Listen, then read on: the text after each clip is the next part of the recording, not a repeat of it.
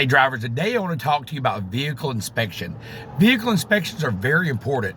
By doing a proper vehicle inspection, not only can it save you time and money, hours wasted broke down on the side of the road, worse than that, you can have an accident that can take somebody's life or your own.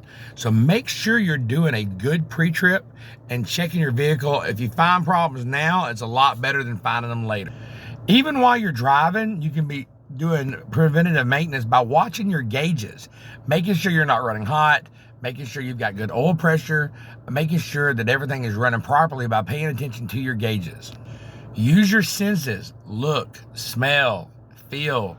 Those things can give away a lot of incidents that could be going wrong. You may hear a tire blow, or you may smell antifreeze and it may be running hot. So use your senses, look, smell, and feel.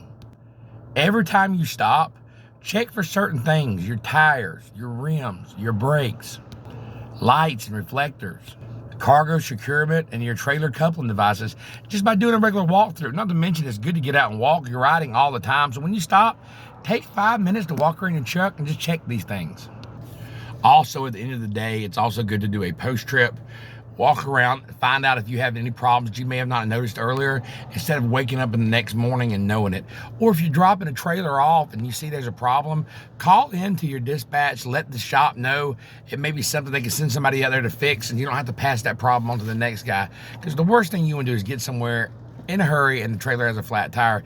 If you're dropping it and you're about to get something else, call somebody and let them know so they can send somebody else. It may not have to take you no time at all. You can go about your business while they get it prepared. So do the right things for your drivers. One thing you want to look for when you're doing this type of inspection is look for problems with tires. Too much or little air pressure. Make sure the tread depth's at least 4 of 32 seconds on the steer tires.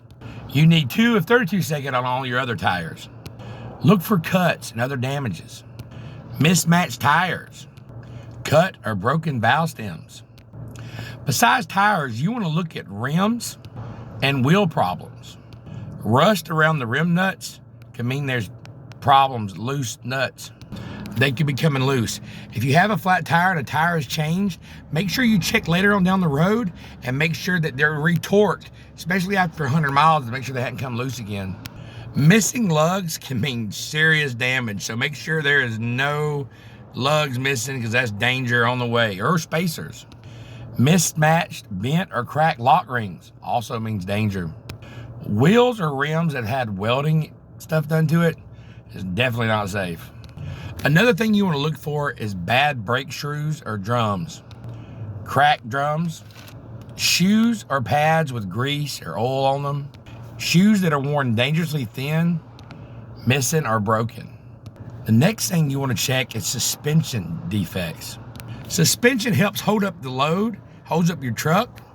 It keeps the axles in place, so broken suspension parts can be extremely dangerous, so you might want to make sure you check that out. Here's some things that you should look for. Crack or broken spring hangers. Missing or broken leaves in any leaf spring. Leaking shock absorbers. Torque rod, arm or U-bolts. Spring hangers or other axle parts that are broken, cracked, damaged, or missing. Air suspensions that are damaged and or leaking. The next thing you want to check is that your exhaust. You want to make sure the exhaust system defects. We got to check those. So let me tell you some things to look out for that.